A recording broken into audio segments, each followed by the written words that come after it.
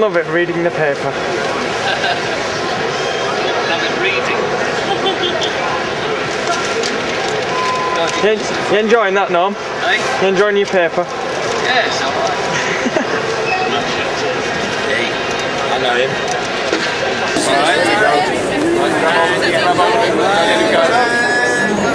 Have you been enjoying yourself then whilst you've been I here? think so, yeah. I've had presents. Someone bought me a blonde wig. A blonde wig? A blonde wig. What sort of blonde wig are we talking, like sort of like hatty style blonde wig? Got it in my bag there, they bought it for me. So. Would you mind wearing it? Just pop it on. Cheeky director. Yeah, but I need makeup with it really, because it doesn't look like her. I need a lipstick.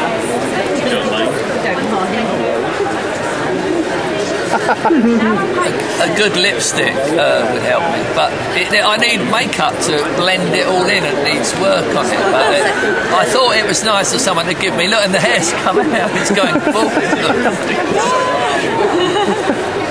But it was nice of someone to get me a cheap wig. Well, you don't get one every day, do you? The hairs are flying out of it. That's why you got a neck. My girls will be really pleased when I get home with this. I was thinking of putting it on actually before I go in the front door tonight. Walking in with it on, it'd be quite funny. I think it certainly started out as a little cult series, but it became very mainstream. I think by the time we got to series 7 and 8, you know, the viewing figures were not cult viewing figures. It's still the highest viewing figures BBC Two's ever had. So I don't think you can call that a cult anymore. It's gone beyond that.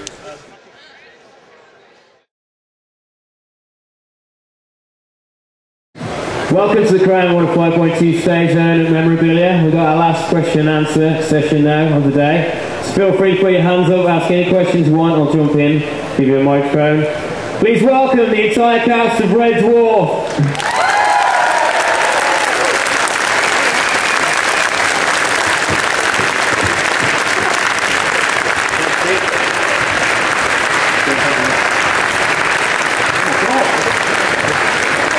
Hello. No, you haven't. Sit down. Sit down, Dan. Sit down, Norman. Hello. Thank you.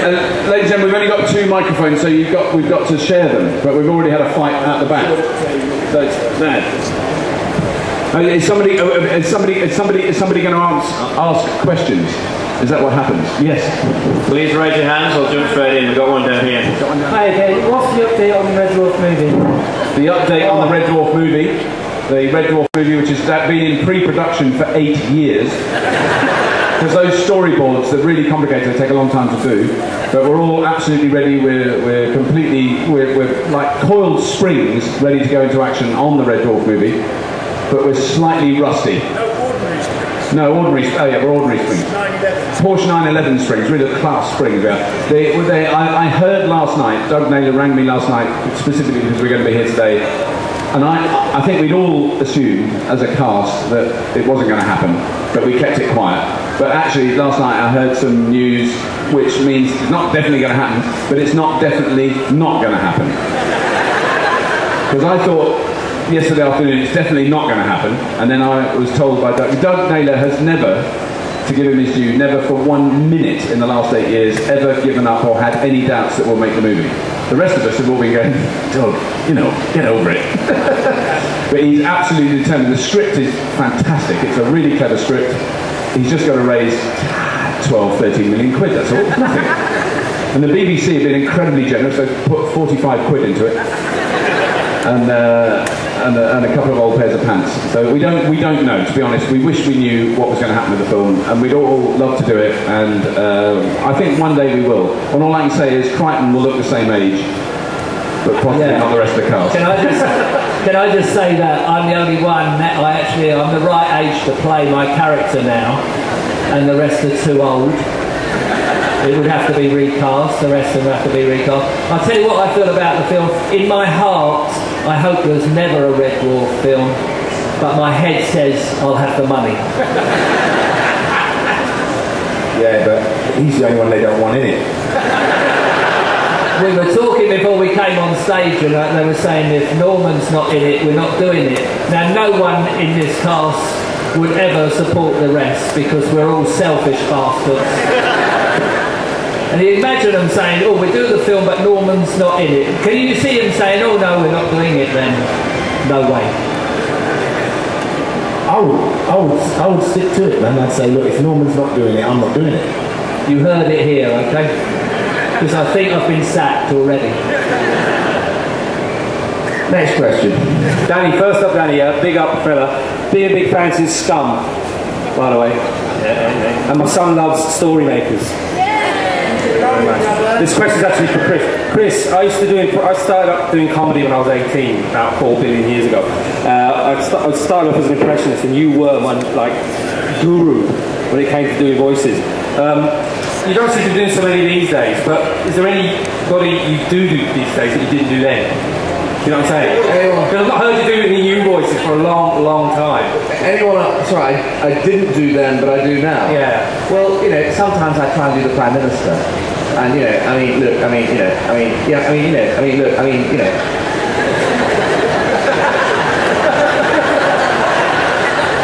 Not bad. I used to do William Hague, actually. Because he sounded such a cocky bastard that I decided to do William Hague for a lot of the time, you know. That was alright. Who else do I do? I do other people, but I do, you know, I tried to do the judges on Strictly Come Dancing. Because you got the, what do you call that bloke? Right, the scores on the doors, Craig, a Revel Hallwood. Oh, it was total dance disaster too. Arlene. I didn't like it all four. Can't do that. Len. 8. And finally Bruno. Oh, no, I thought it was great. And I love you. So that's what I do in the bathroom now. I can't stop doing Jim Brown from EastEnders at home. My wife goes mad at me. Do it? Come. Excellent. Excellent. Take it easy, all the best. Don't give up the day job. I didn't mean it to sound like that. I think I'm just worried about the time, you see. I'm naturally coming in here and saying we need more questions, or do we? Anyone else want to ask that question at all? You're not impressionists, you wouldn't want to ask that question. Okay, so another question, please, from anywhere else? You got any plans to make another series? Is he a troublemaker or what? Well, another series, no, he can't wait to answer this. What I think is that there should be a final Red Dwarf, like a special, like an hour-long film for TV or an hour-long special. So it finishes it all off. We all die or something, but it finishes it, and it puts a line under Red Dwarf instead of letting it sort of vaporise through the years and not know anything. And for fans coming up continually at every signing saying, "When's the film out?" Because we're fed up answering that bloody question. Sick of it. And he's been asking this from series 1 that he wants to play all the characters. Tell it like it is, Norm. Who's next? Go on. The last time we saw you all on TV, Rimmer kicked Death in the nuts and ran like hell. What do you all reckon would have happened next? He gets caught and shagged. Awesome. Please give it up for the cast of Red Dwarf.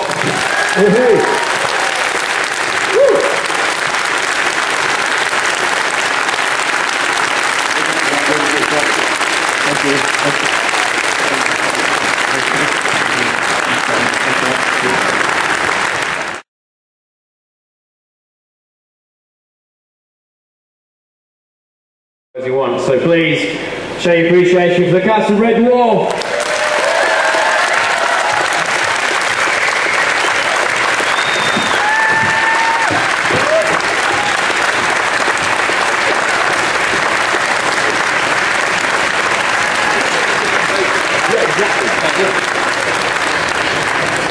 Good afternoon, everybody. We're very happy to be here, but we're quite rubbish at doing this. So I hope you're going to ask really nice questions, and then we'll answer them, and then we'll be really good. Thank you very much. Thank you. Exactly. Otherwise, we get Norm to beat you up. Yeah. Because Norman gets quite angry. Very angry. I'll have to hold him back, and he'll do me in again. You have been warned. He is the Don. He is the Don. He's vicious. We have got a third microphone, but you can't see this one. It's sort of smaller than the rest. But, Chris never goes anywhere without his own microphone on, just in case he has to do an interview. I always need a personal one. Right, so because I've got a microphone, I'm sort of the facilitator in this situation. The accommodator. A Red Dwarf episode, I seem to remember. Quiche, something to do with quiche. So where's our man who's finding all the questions? There he is. It's the same man as yesterday, but he's on the stage today. Just dancing around. He was going to sit on the seat there. Let's start. Go and find us a question then, sir. Hi, can I have everybody's interpretation of the word smeg? Yeah. Do you want to explain that, Bobby? You've got the most medical knowledge. I did once explain what smeg was to Emma Freud on Radio 1, live at lunchtime Radio 1 show, and she clearly didn't know what smeg was, so I gave her the dictionary definition. And for the first time in Radio 1's history, there was about a 3-minute silence afterwards, and she sat there. Couldn't believe it, but I'm not going to say it now because there's nice young people in. And there's too many young people that you're all too clean and you all wash too often. Exactly. It's got something to do with... You've got nice legs. Dude. Someone said I got nice legs. Do you think they're nice? Do you think they're nice?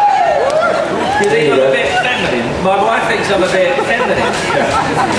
You think so? You think so? You think I'm manly? How do you see me coming across? You three girls there. It's sort of... you better be careful with them, Mom. Manly, definitely. Thanks a lot. I'll tell my wife that. I feel better now. Carry on with the questions. You're supposed to explain what smeg is. It's a rude word, yeah. Smeg. It's not rude. It's not rude. It's something that comes off a man's body. It's sort of like... And a woman as well. I didn't know that. And you know, it's something to do with sort of hygiene, isn't it? I thought it was the smeg is basically. No, smeg is like mozzarella. But that's only an abbreviation of the actual word, isn't it? Basically mozzarella. It's like it's got something to do with cheese. Cottage cheese. Yeah. Right. And it's just an abbreviation. It is in the dictionary. Next question. I think we should take the next question. Yeah. What? Aimed at Kat. Which was your favourite episode to act out? Oh. He never did any acting. How would he know? I've been hamming it up all this time, man. But I did get let loose, I think, on Gunman of the Apocalypse because I got to live out my little childhood dream of being a cowboy. Didn't you want to be a cowboy? See, everybody wants to be a cowboy, even the girls. Yeah, Calamity Janes and all of that stuff. It was great riding the horses, scaring the shit out of Chris. It's great. Question down here. This is Little Off. Chris, in the recent Series 7 commentary, he mentioned that he was annoyed he didn't get to sing the Rimmer Munchkin song in blue. So, Mr. Flibber wants to know, will Chris now sing the Rimmer Munchkin song for the fans? Otherwise he will be very cross.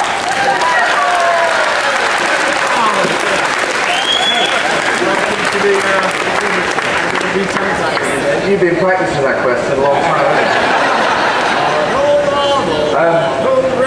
See, they can remember the lines better than I can.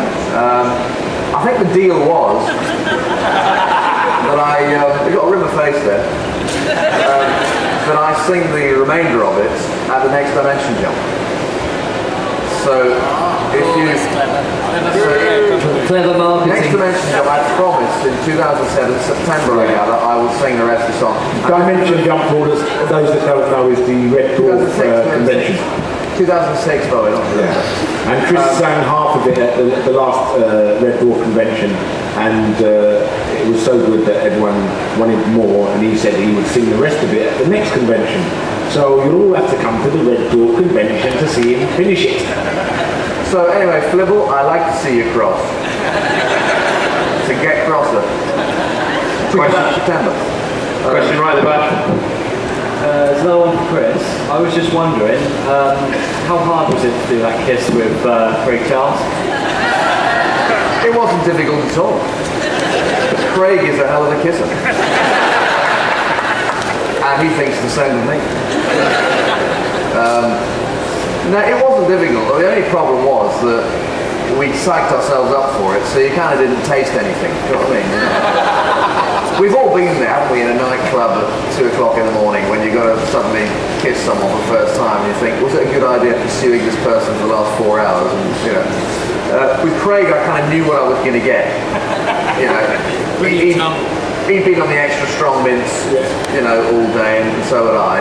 And a few yoga tongue exercises. Exactly, yeah. Bit of tongue yodeling.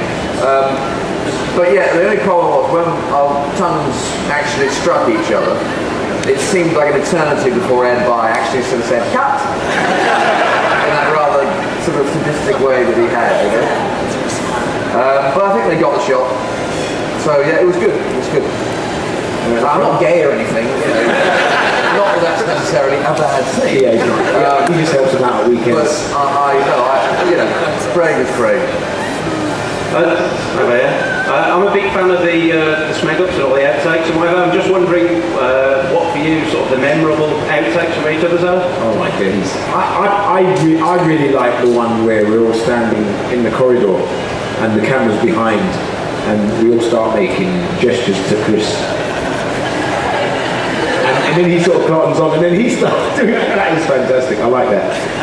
The only one I can remember is where there's a shot of me walking down the corridor following Craig, having to do a classic Crichton speech, the total content of which was evading my boiled brain.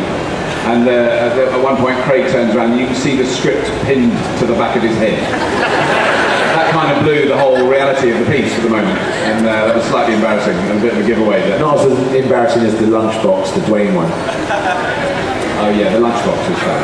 That was bad, Bob. Yeah. Go on, Nancy. Didn't you get those? Did you get him? So I got one smeg up just where I say cuddly dice instead of furry dice, like that mouse. That really matters. That really mattered. That ruined the whole episode, that one. Yeah, it was my longest speech. I learned just the last thing was cuddly dice or furry dice. I still don't know which was the right one. I think they dubbed it in the end. It probably just went cuddly and they went furry in this one. So that's my only one. But I like watching the others. The one where we were sitting on the, we were driving the something, Starbuck, yeah, we had to do all the, that was quite fun. Chris fell off the back. Did I fall off the back? Yeah. Back to reality. Back to reality. The imaginary car ride. Yeah. Back to reality. Yeah. I don't know if you remember, in the end I drew a little map. Do you remember? Yeah. Please say you remember. I remember your map. In the end I drove your little map. I drove you're making it up now. I drove a road, drew a route. And then you drew a map, didn't you? Yeah, this is a snag up. This is a snag up. Hey! I drew a road map so that they knew when they were going left, right, up, down and that. And stood at the front with the road map so they can see it. I think we should go on to another question. Yes, a very sensible question. They say cancer's being cured in the next 20 years. That's a fact. Isn't that good? Isn't that great? That's great news. Shut up!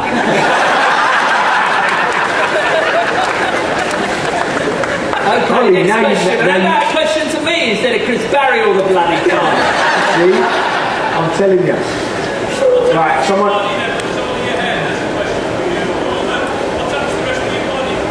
What's happened to the rest of my body? God, if you think I've heard that enough times, bloody hell.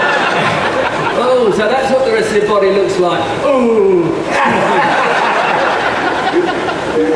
Come on, questions. Norman, a question, anyone? I'm sorry, Norman, this one isn't really directed to you. Yeah, you're going to be rude, are you? It's her again. Has she done one before? No, it was... No, it's her mate. Is that the flibble one? Oh, yeah. You know the sort, Norm. I was just wondering what's the most... you were you? Go on.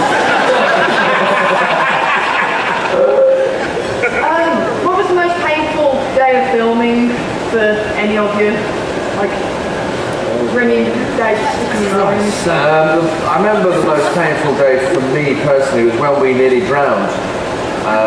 Where they had a big Volkswagen-powered wind machine, and they kept putting water in it. And I think was it Craig and I were out on the we're supposed to be out on the deck of Ace Rimmer had a broken arm or something, didn't he? And they kept Ace shoulder. Oh, Ace and Alyssa were out there. And Dimension Jump, that was it, yeah. And there was lots of water coming out, and they just chucked more and more water into the wind channel. And and you know, I'm often drunks and just horrible, acidy, chemically water and nearly drowned. With snowflakes mixed in. And Doug was sort of walking around, sort of going, yeah, Chris, but it was great, yeah. No, yeah, it looked great, yeah. So it was probably worth it in the end, but I felt like question for me? Oh, subject. My most painful was the second day I ever worked on the show, Series 3, when I had to pull Danny across the snowy wastes of an ice moon, and he was on a sledge going whoosh, whoosh! And we were walking into a very similar machine, a Volkswagen engine fan, which was blowing soap flakes into my glued open eyes. Yeah. So it makes it quite difficult to blink. It was in the early days of the mask, so your eyes are just literally like that, and you go, yeah, there's soap flakes going in, and nothing's washing them out. Nothing. That was the Optrex kid. Yeah. There was Dan behind going, whoosh, whoosh, and I was really pulling a real sledge across concrete floor with soap flakes under my boots. With a weird guy with a fur coat and a fur hat on. In that case, that was Rob and Doug going, yeah, no, Bobby, it doesn't look realistic. No, yeah, exactly. With a whip cracking around your ears. Yeah, but I think my one was when we got shot of it in Starbucks. Oh, yeah. Yeah, I don't know if you remember. It's in the cement house, is it? No? Could be, yeah, when the thing... Yeah, we had to do these explosions and they're done to numbers. And, you know, like, there was these big air cannons with these, you know, big blunderbuss end on. And the first one's supposed to blow this way. Number one, okay. And Peter Regan, you can do Peter. Yeah, number one this way. Number two that way. So, of course, the wires were swapped around. So, on number one, we're supposed to look that way. Number two was supposed to look that way, and it was the wrong way round. So when we actually looked that way, it blew up in our face. And he had all his corks stuck in his rubber head. And I had one in the eye. That was terrible. Please. Would all contemplate entrance please make their way to the Pigs in space! Got another question at the back here. I'd just like to say sometimes the makeup department hair dried, you know, they blow dried my hair and it really hurt.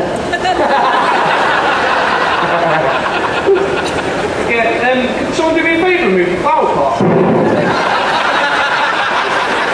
Who's that? Liam Gallagher? It's a badly drawn boy, isn't it? Badly drawn boy. Badly drawn boy.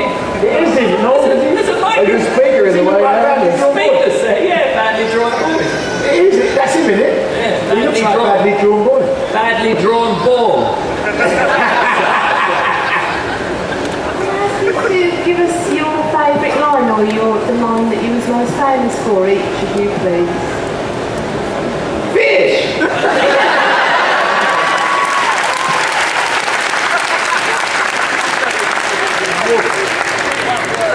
Nowhere. One syllable, two syllables. No words. Come on, Norm. They're all dead, Dave. What's your line? Have you done it? Yeah. Oh, Snakehead, yeah. Smoke me a kibber, I'll be back for breakfast.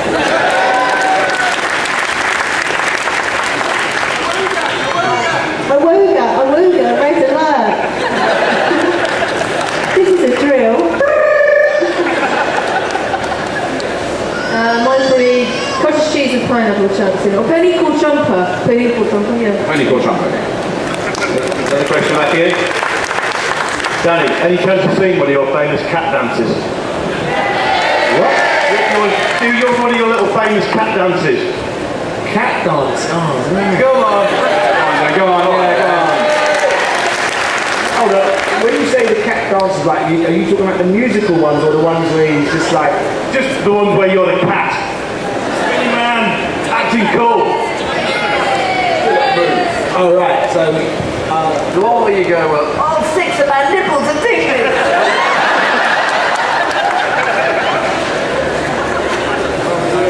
we're making space for you now. Well, not space now. That'll be.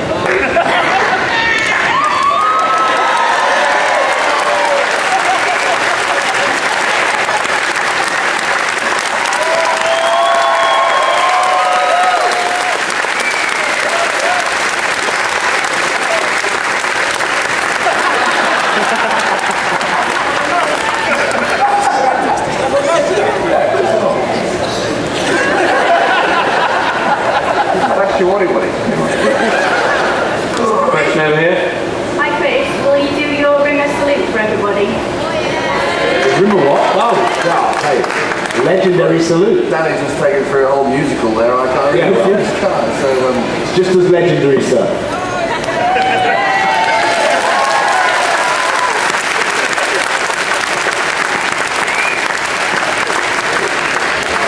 Another question? Robert, are you ever tempted to use anything from Crichton into the other program that you do, Scrappy Challenge? Some other contestants. What, you mean present Scrapping Challenge as Crichton?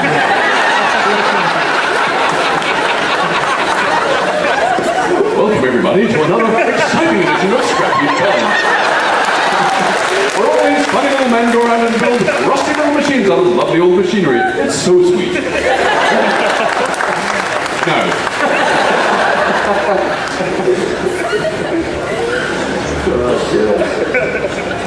Let's give it up for the cast of Red Dwarf. Thank you very much.